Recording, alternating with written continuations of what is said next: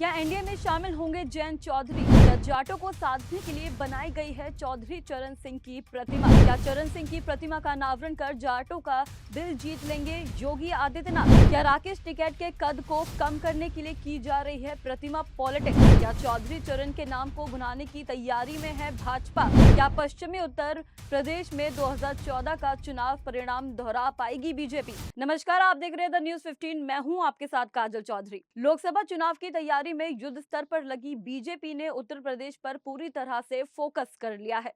उत्तर प्रदेश में योगी आदित्यनाथ के नेतृत्व में पुराने रिकॉर्ड तोड़ने की तैयारियां चल रही हैं। पूर्वांचल को साधने के लिए बीजेपी ने पश्चिमी उत्तर प्रदेश पर ध्यान लगाया है, जहां गत दिनों गृह मंत्री अमित शाह ने नोएडा में मीटिंग भी ली।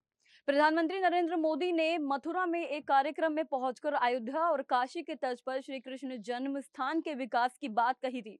ऐसे ही पूर्व प्रधानमंत्री चरण सिंह की जयंती पर मुरादाबाद के बिलारी में उनकी 51 फीट ऊंची प्रतिमा का अनावरण के नाम पर किसानों और जाटों को साधने की तैयारी है। चौधरी चरण सिंह की प्रतिमा का अनावरण करके खुद योगी आदित्यनाथ आ रहे हैं। दिलचस्प बात है कि प्रतिमा के अनावरण समारोह में रालोद अध्यक्ष जयंत चौधरी को भी आमंत्रित किया गया है। मतलब चौधरी जन किसान दिवस पर योगी आदित्यनाथ और जयंत चौधरी एक मंच पर दिखाई देंगे। बीजेपी की रणनीति है कि चौधरी चरण सिंह की प्रतिमा के माध्यम से जाटों को साधा जाए। योगी आदित्यनाथ और जयंत चौधरी के एक मंच पर आने को राजनीतिक पंडित जयंत चौधरी को एनडीए में जाने के रूप में देख रहे हैं। वैसे भी जब इंडिया गठबंधन की पहली मीटिंग पटना में हुई थी तो जयंत चौधरी वहां जाने में असमर्थ रहे थे। तब भी ये बात निकलकर सामने आई थी कि जयंत चौधरी बीजेपी से मिलने जा रहे हैं। चर्चा यही है कि बीजेपी जयंत चौधरी को केंद्र में मंत्री पद का आश्वासन देकर एनडीए में शामिल कर सकती है। दरअसल जयंत चौधरी समाजवादी पार्टी के सहयोग से राज्यसभा पहुंचे हैं। वह बात दूसरी है कि कई बार अखिलेश यादव और जयंत चौधरी के संबंधों में तल्खी दिखी है। चौधरी चरण सिंह की प्रतिमा के अनावरण समारोह में योगी आदित्यनाथ चौधरी चरण सिंह का नाम पर पश्चिमी उत्तर प्रदेश के किसानों को कोई बड़ा तोहफा दे सकते हैं। दरअसल पश्चिमी उत्तर प्रदेश में किसी भी चुनाव में जाट समाज बड़ी महत्वपूर्ण भूमिका निभाता है। चौधरी चरण सिंह की प्रतिमा अनावरण समारोह के माध्यम से बीजेपी पश्चिमी उत्तर प्रदेश के किसान नेता राकेश टिकैत का कद भी घटाने की तैयारी में है। दरअसल राकेश टिकैत लगातार बीजेपी के खिलाफ आग उगल रहे हैं। किसान आंदोलन में भी राकेश टिकैत बीजेपी पर मुखर रहे थे। गत दिनों गन्ने बकाया भुगतान और बिजली के बिलों को लेकर राकेश टिकैत के नेतृत्व में लखनऊ में एक बड़ा आंदोलन देखने को मिला था। जाटों की नाराजगी और किसान आंदोलन के चलते बीजेपी ने 2019 के लोकसभा चुनाव में सहारनपुर, बिजनौर, अमरोहा और नगीना सीट गंवा दी थी।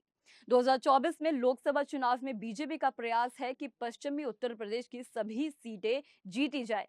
दरअसल पश्चिमी उत्तर प्रदेश में भावनात्मक मुद्दे बड़े हावी रहते हैं। 2014 में लोकसभा चुनाव मुजफ्फरनगर दंगे की वजह से बीजेपी ने पश्चिमी उत्तर प्रदेश में एक तरफा जीत हासिल की थी। 2024 के आम चुनाव में भी बीजेपी श्री कृष्ण जन्मस्थान और चौधरी चरण सिंह प्रतिमा अनावरण के सहारे पश्चिमी उत्तर प्रदेश को फतेह करना चाहती है।